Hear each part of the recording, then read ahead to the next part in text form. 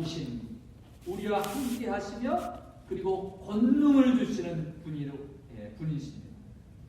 성령은 우리에게 권능을 주시고 성령의 은사들을, 다양한 은사들을 주셔서 나의 한계를 뛰어넘게 하셔서 나의 힘으로가 아닌 하나님의 힘으로 하나님을 섬길 수 있도록 그렇게 능력을 주시는 분이시다라는 것입니다. 그래서 사도행전 1장 8절에 보니까 주님께서 말씀하십니다. 오직 성령이 너희에게 임하시면 너희가 권능을 받고 예루살렘과 온 유대와 사마리아와 땅끝까지 이르러 내 증인이 되리라 그렇게 말씀을 하셨어요. 텍사스에 마이클이라고 하는 한 농부가 있었습니다. 근데 이 농장일이 잘 되지를 않아가지고 빚더미에 앉아서 파산하게 되었습니다. 늘 마음속에 근심, 걱정, 이 재정적인 문제를 어떻게 처리할 것인가에 대한 염려가 그 마음속에 날마다 그렇게 고민이 되고 있었어요.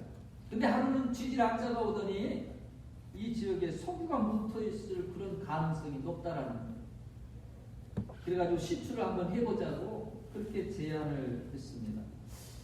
반신반의했지만 한번 맡겨보기로 했습니다. 근데 얼마 되지 않아 정말로 이곳에서 석유가 쏟아 나오기 시작합니다. 110만 배럴이 엄청난 석유가 거기에 내장되어 있었어요. 근데 이것도 모르고 그동안에 빚을 갚을 충분한 재력이 그 보화가 있었음에도 불구하고 그걸 모르니까 맨 빚 걱정하는 거죠. 맨 염려하고 어떻게 해결할까 고민하고 살았던 것이죠.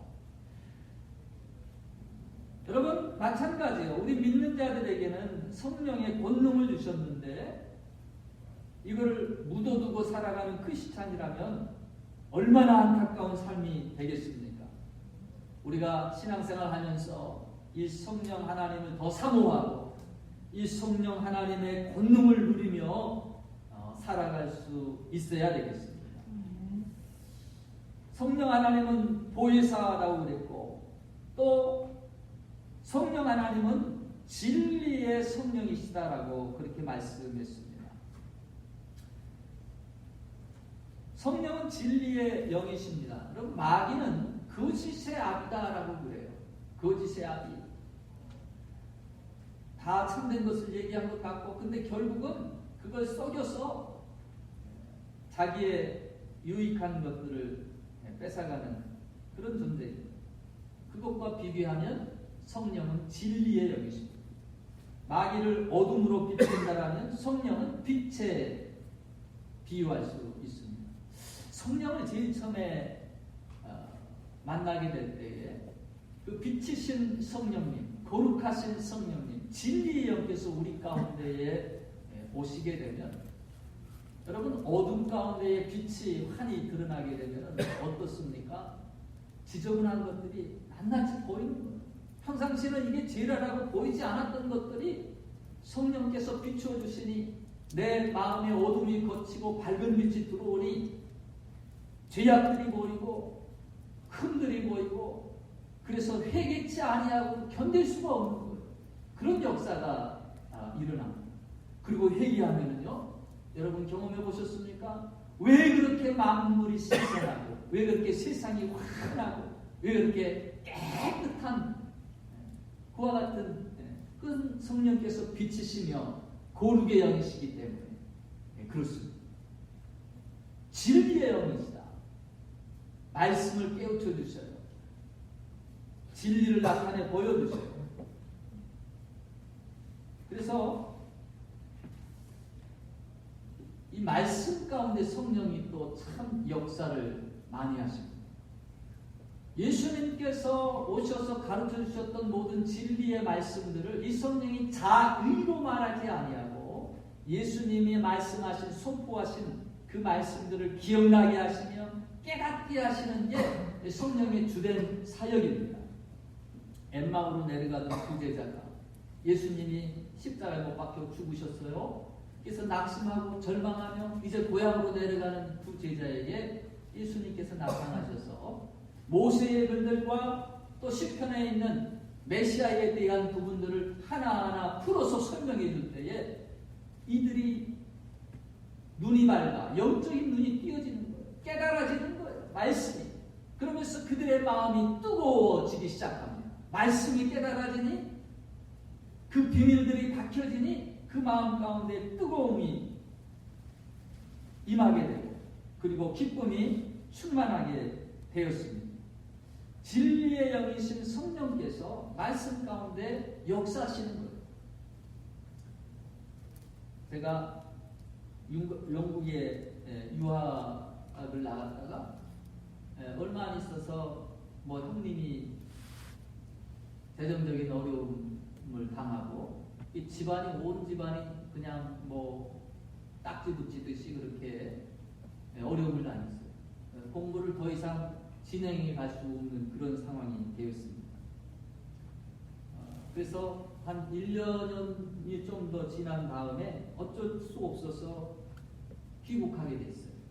꿈을 크게 갖고 공부하기 위해서 나갔는데 도중에 포기되니까 얼마나 낙담이 된지 내 인생이 다 끝나버린 것 같아요.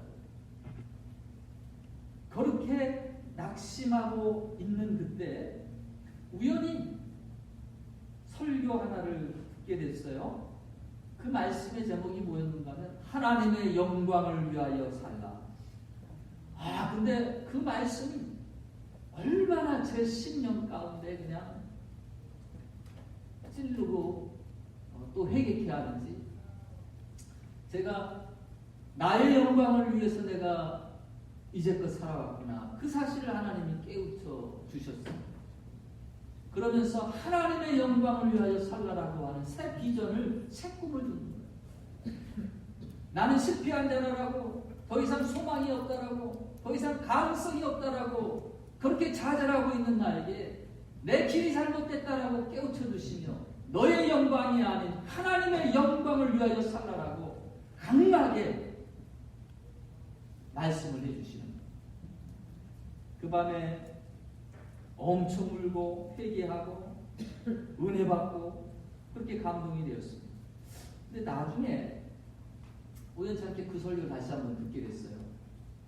근데 세상에 그렇게 은혜 받았던 말씀인데 그 말씀이 도대체 무슨 말씀인지를 모르겠는 거야. 왜 이렇게 목사님이 헤매고 맥락이 없고 앞뒤가 안 맞고 내가 왜 그때 그렇게 그 말씀을 통해서 은혜를 받았나?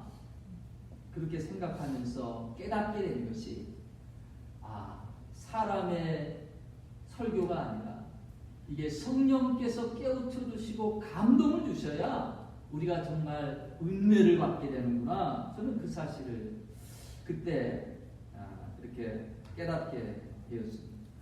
여러분 말씀 가운데에 성령께서 역사해 주셔야 돼요. 진리의 영이신 하나님께서 간섭해 주시고 우리를 터치해 주셔야 됩니다. 그때에 정말 하나님의 음성을 듣고 그리고 은혜를 받고 그리고 그 말씀대로 이렇게 살아갈 용기와 결단을 하게 되는 것입니다. 여러분 자꾸 제 음성, 제 설교를 듣고자 하지 마시고 이 시간에 비록 저는 도구이지만 하나님이 여러분 각자에게 하시고자 하는 음성들이 있을 거예요. 말씀들이 있을 거예요. 그 음성을 들으실 수 있기를 축원합니다. 아멘.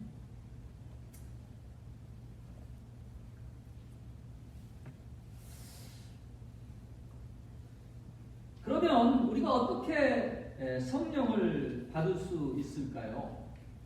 먼저 알아야 될 것은 여러분 우리 크리스찬은 주 예수 그리스도를 우리의 삶 가운데 영접한 크리스찬은 이미 성령을 받은 존재라고 하는 사실을 알아야 됩니다. 성령으로 말미암지 않고는 아무도 예수를 주시라 할 수 없고 나의 주인이십니다. 퀴리오스 나의 주인이십니다. 성령으로 말미암지 않고는 아무도 하나님을 아버지라 그렇게 부를 수 없다라고 했습니다. 그렇기 때문에 내가 구원받은 것은 여러분 알게 모르게 성령께서 이미 역사하시는 거예요.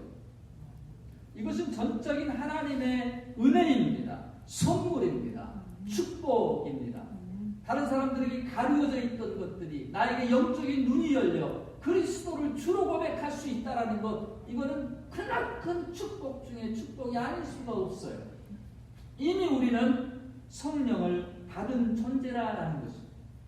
근데 중요한 것은요, 에베소서 5장 18절에 보니까 술 취하지 말라, 이는 방탕한 것이니 오직 성령의 충만을 받으라. 우리가 필요한 부분이 이 말씀 가운데 나와 있어요. 무엇을 받으라는 거예요? 오직 성령의 충만을 받으라라는 것입니다. 성령으로 충만해지라라는 것이에요.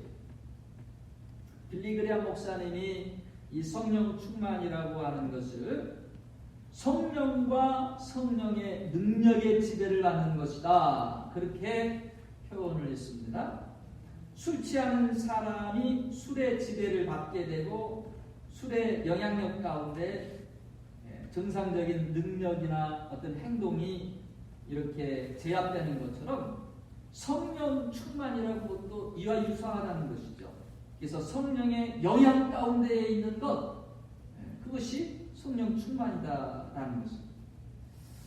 저는 이 성령 충만에 하나를 더 보탠다면 이 성령에 압도되어서 우리가 전폭적으로 성령께 순종하고 그리고 성령과 동행하는 삶, 저는 그것을 온전히 성령과 동행하는 삶, 이것을 성령 충만이라 표현하고 싶어요. 노아를 보니까 당대의 의인이라는 표현이 되어 있고요, 그는 하나님과 동행하였더라라고 표현이 되어 있습니다. 여러분, 온전히 성령께 순종하고 성령의 뜻대로 살지 못하고서 성령과 동행할 수 없거든요.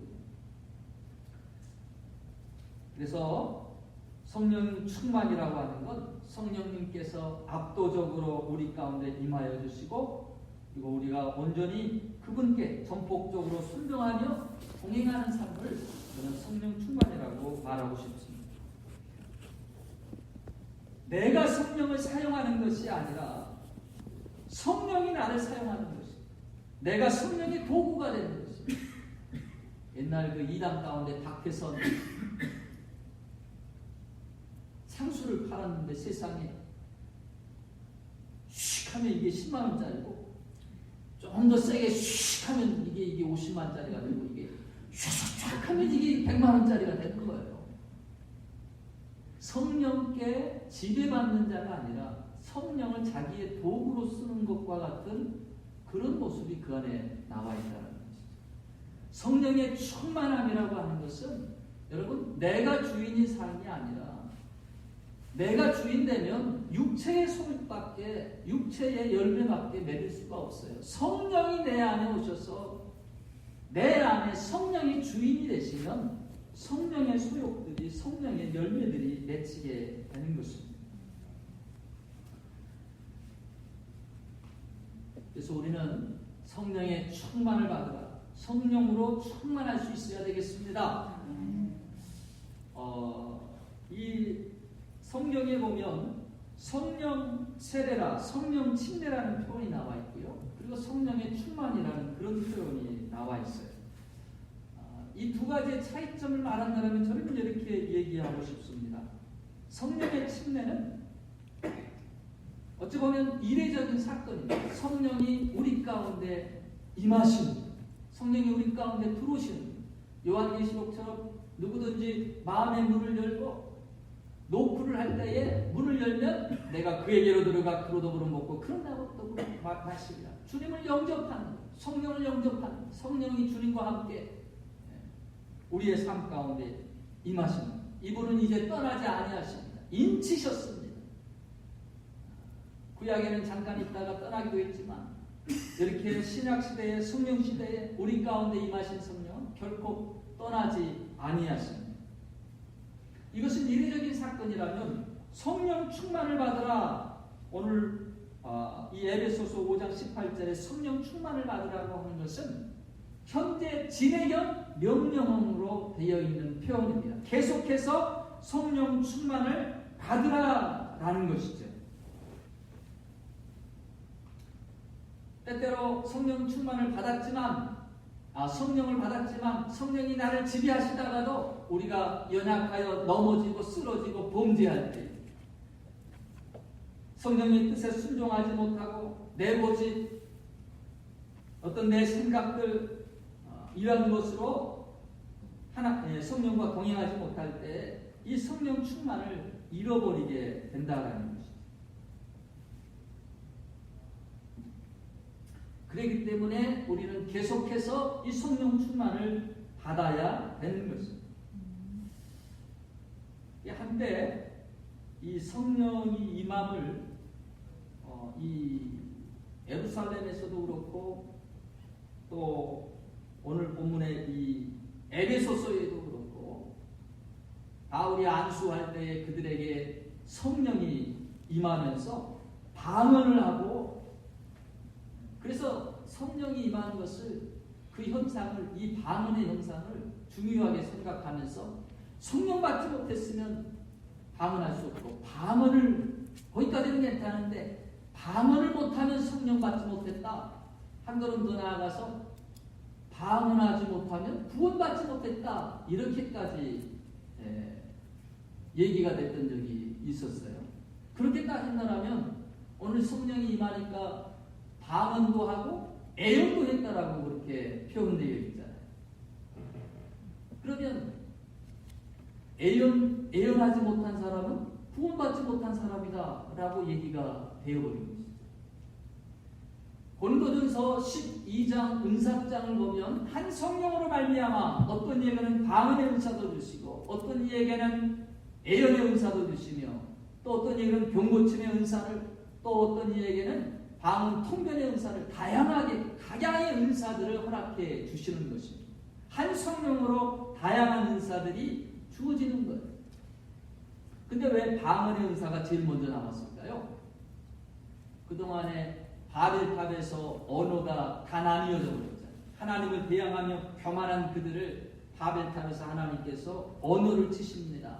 말이 통하지 않게 하십니다. 나쁜 일을 하나님을 대항하는 일에 힘을 모였던 그들이 서로 말이 통하지 않으니까 이제 각지로 흩어지게 됩니다. 그렇게 흩어졌던 언어를 초자연적인 역사로 하나님의 큰 일을 언어적인 장벽 때문에 듣지 못한 자들을 초자연적으로 역사로 뛰어넘게 하셔서 하나님의 일을 선포하게 하여 제일 먼저 방언의 역사가 터진 것이죠. 제일 먼저 나타난 성령의 모습이 현상이 방언이었던 것이지 꼭 방언만이 성령이 임한 증거가 될 수도 없고 방언하지 못하면 성령 받지 못했고 더 나아가 구원받지 못했다라는 것은 사실 잘못되는 것이죠. 요즘은 이제 이 부분들에 대해서 많이 눈에 인식을 하고 있는 부분입니다. 우리는 이런 성령의 어떤 현상에 초점을 맞추어서는 안 됩니다. 하나님은 성령의 일하시는 현상을 사모하도록 그렇게 우리에게 명령하지 않으셨어요. 우리는 도리어 성령의 열매를 사모해야 됩니다. 여러분 열매라는 것이 무엇입니까? 열매를 보고 그 나무를 안다라고 그랬습니다. 열매는 어찌 보면 궁극적인 결과예요. 성령께서 오셔서 우리 가운데 열매 맺기를 원하시는 것, 그것이 하나님이 우리의 삶 가운데 바라시고 원하시는 바일 것입니다. 그런 거로 우리는 성령의 열매를 맺기 위해 도리어 힘쓰고 있어야 될 것입니다. 갈라디아서 5장 22절로 23절 말씀 보면 오직 성령의 열매는 희락과 사랑과 희락과 화평과 오래 참음과 자비와 양성과 충성과 온유와 절제니 이 같은 것을 금지할 법이 없느니라. 성령이 역사하십니까? 이전에 사랑하지 못했던 사람을 사랑하고 전혀 기뻐할 수 없는 상황에서 기뻐하게 되고 마음이 불안한 상황에서 평화가 화평이 이루어지게 되고 너무 급격한 성격인데 인내하게 되고 투명스럽던 사람이었던데 친절한 사람이 되고 선을 행하고 신실하고 온유와 절제의 사람으로 이렇게 변화되더라라는 것입니다. 여러분 성령께서 하시는 일이 무엇입니까? 성령은 사람의 마음 가운데 역사하시면서 예수 믿게 하시고요. 이게 영혼 구원의 일이죠. 그리고 또 하나가 바로 우리 가운데 하나님을 닮아가는 성품들을, 그 열매들을 맺게 하시기를 원하신다라는 것입니다. 죄악된 자녀들, 분노의 자녀들에서 하나님의 자녀로 이제 거듭났으니 하나님의 성품 닮아가는 그런 사람으로 역사하기를 원하시는 거예요.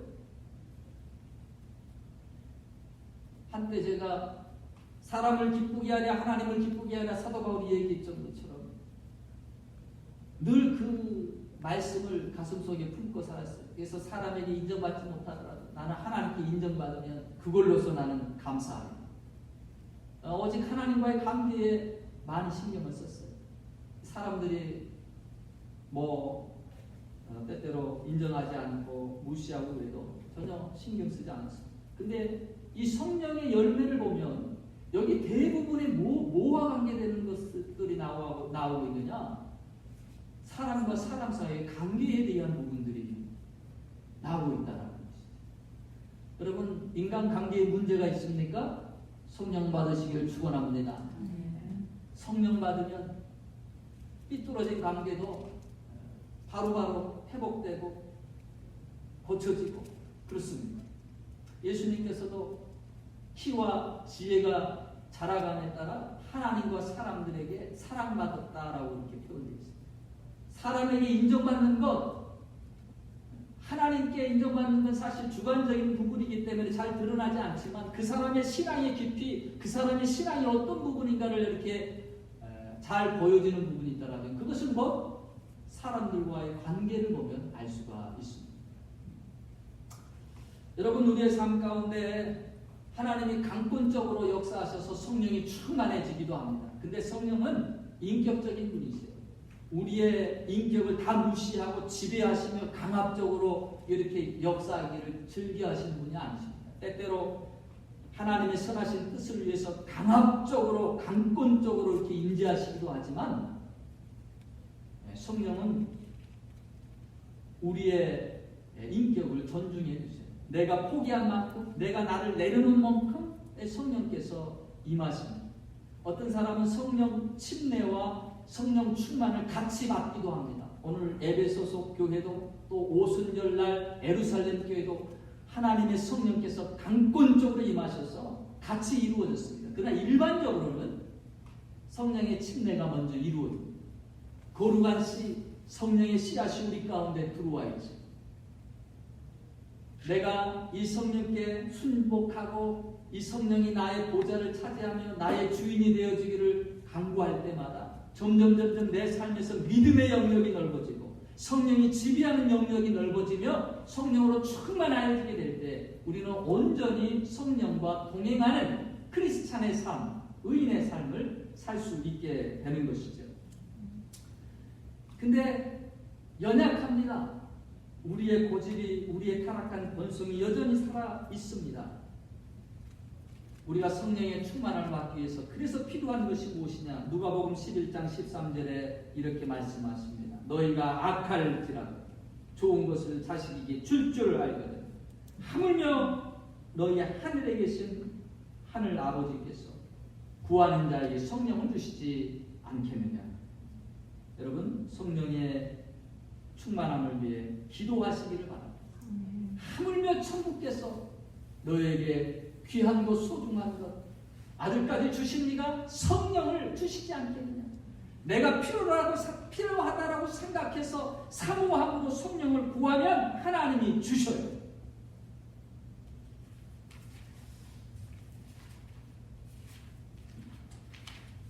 잠언서 8장 17절 말씀, 나를 사랑하는 자들이 나의 사랑을 보며 나를 간절히 찾는 자들이 나를 만날 것입니다. 여러분들 성령을 사모하시고 성령을 만나실 수 있기를 축원합니다. 말씀을 맺겠습니다. 우리는 여러분 성령을 받았습니다. 성령이 우리 가운데 예수 그리스도를 영접할 때 이미 우리 가운데 들어오셔서 너는 내 아들이라고 인쳐 주셨습니다. 성령은 보혜사십니다. 우리에게 권능을 주십니다. 능력을 주십니다. 세상의 여건과 형편을 다 이겨나갈 수 있도록, 넉넉히 이길 수 있도록 우리에게 하늘의 권능을 주시는 분이십니다. 여러분, 은혜로 구원받아 크리스찬 됐지만 늘 넘어지십니까? 쓰러지십니까? 나 자신을 스스로 통제할 수 없고 영적 전쟁에서 패배하십니까? 신앙생활이 종교생활에 멈추어 미지근합니까? 성령으로 충만해지시기를 축원합니다. 성령이 필요해요. 성령이 우리 가운데 임하시고 성령이 충만해지면 기쁨이 넘치고 평안이 넘치고 그리고 세상을 넉넉히 이길 수 있는 권능이 임하게 될 줄을 믿습니다. 이 성령으로 날마다 삶 가운데 승리할 수 있는 저와 여러분의 복된 삶이 되기를 주의 이름으로 축원합니다. 우리 다 함께 일어나셔서 185장 1절과 2절만 찬양 드리겠습니다. 이 기쁜 소식을 온 세상 전하세. 큰 환난 고통을 당하는 자에게 주 믿는 성도들 다 전할 소식을 성령이 오셨네. 성령이 오셨네. 내 주 보내신 성령이 오셨네.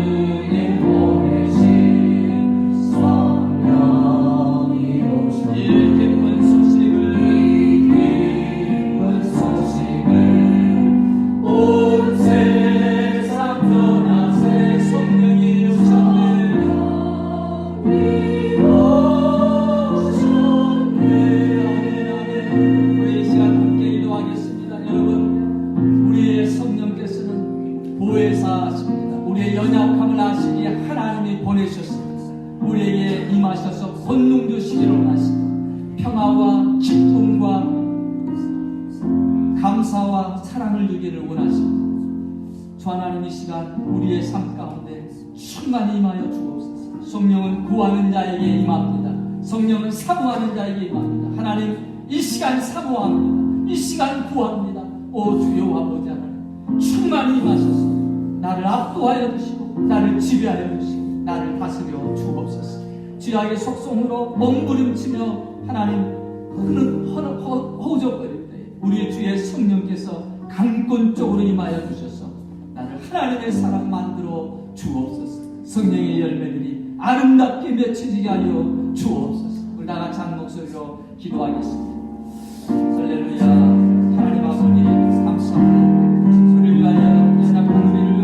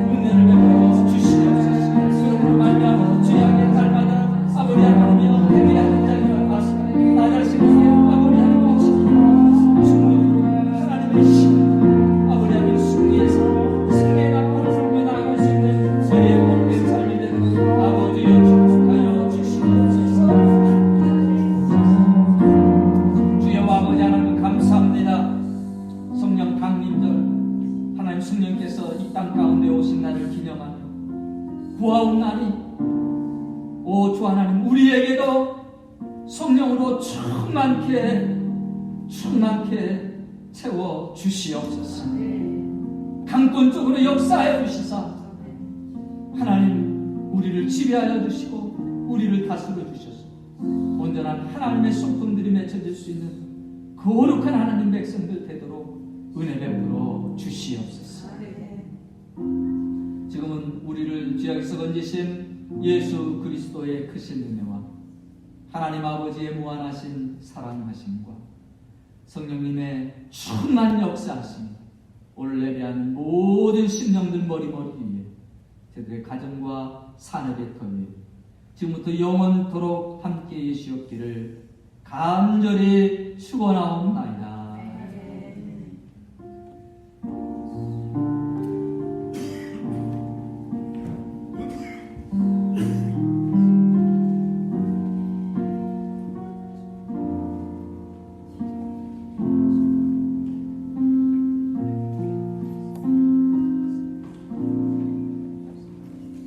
해주시기 바랍니다. 광고 말씀 드리겠습니다.